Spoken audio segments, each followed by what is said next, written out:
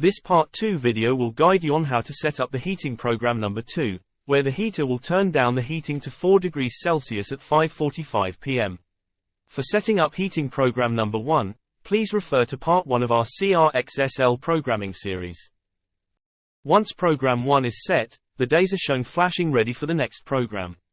Press P to confirm the days. The program number is now flashing. Press Up button to set program number 2.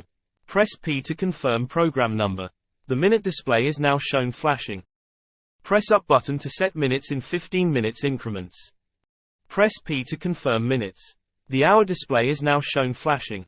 Press the up or down button to set hour. Press P to confirm hours. The program temperature is now shown flashing. Press the up or down button to set temperature. Press P to confirm temperature. This program is now set. The days are shown flashing ready for the next program. Please refer to Part 3 of this video. It will show you how to set the heating program number 3 to 6 as inactive.